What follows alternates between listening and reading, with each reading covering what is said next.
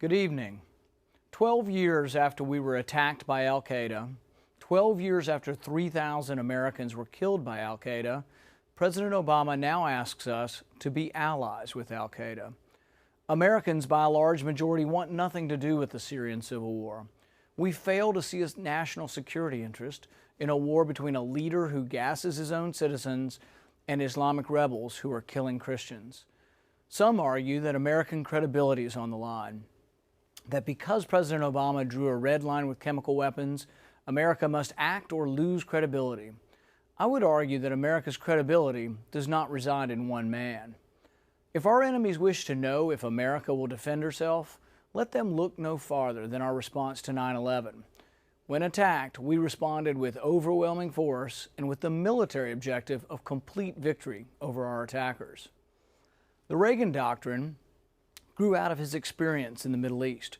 Reagan's defense secretary spelled out a systematic approach to our involvement in Middle Eastern conflicts. First, the American people must be supportive, overwhelmingly supportive, but most importantly, our mission must be to win. There's no clearly defined mission in Syria, no clearly defined American interest. In fact, the Obama administration has specifically stated that no military solution exists. They have said that the war will be unbelievably small and limited. To me, that sounds like they are pre-announcing that the military strikes will not punish Assad personally or affect regime change. It is said that America must act to prevent Assad from using chemical weapons again, but it is unknown whether attacking Assad encourages him or discourages him. It is equally likely that Assad could feel cornered and resort to chemical weapons in an expanded fashion.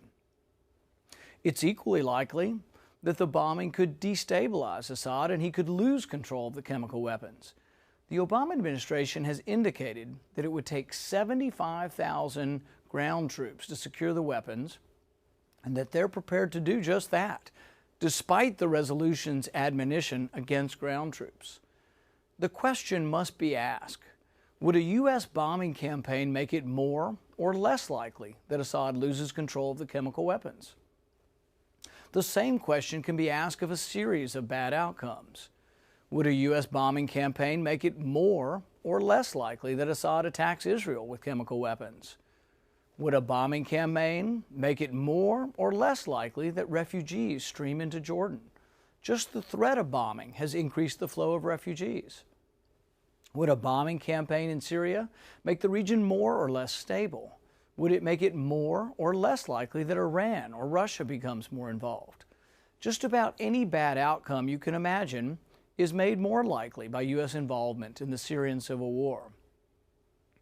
In the past 24 hours, Russia has offered to broker a deal with Syria to have their chemical weapons put under international control. Diplomacy, if sincere, would be a welcome resolution. The Syrian foreign minister has indicated an interest in the proposal. Can we trust the participants in this plan? Diplomacy is always a mixture of trust, distrust, and watchfulness. We should not be naive, and we should have a solid plan and safeguards in place as part of any solution. As Reagan put it, we must trust but verify. Some will say that only the threat of force brought Russia and Syria to the negotiating table. In fact, though, Russia has been negotiating with the U.S. for over a year to find a resolution to the Syrian civil war. The possibility of a diplomatic solution is a good thing, though we must proceed with caution on the details. But one thing is for certain, the chance for diplomacy would not have occurred without strong voices against an immediate bombing campaign. If we had simply gone to war last week or the week before, as many advocated, we wouldn't be looking at a possible solution today. The voices of those in Congress and the overwhelming number of Americans who stood up and said, "Slow down," allowed this possible solution to take shape. Will diplomacy win the day? No one can tell for certain. But on a broader issue, it is an important day, though, in the sense that a president recognized his constitutional duty and came to seek congressional authority for the war. If the vote occurs, I will vote no and encourage my colleagues to vote no as well. The president has not made a compelling case that American interests are at risk in Syria. The threshold for war should be a significant one. The President maintains that he still has the power to initiate war.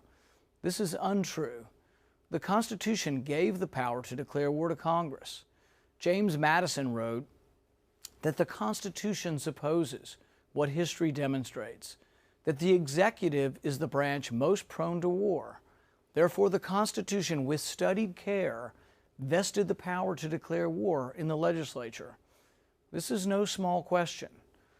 I see the vote on whether to go to war in very personal terms. I will not vote to send my son, your son, or anyone's daughter to war unless a compelling American interest is present. I'm not convinced that we have a compelling interest in the Syrian civil war. May God help us make the wise decision here and avoid an unnecessary war.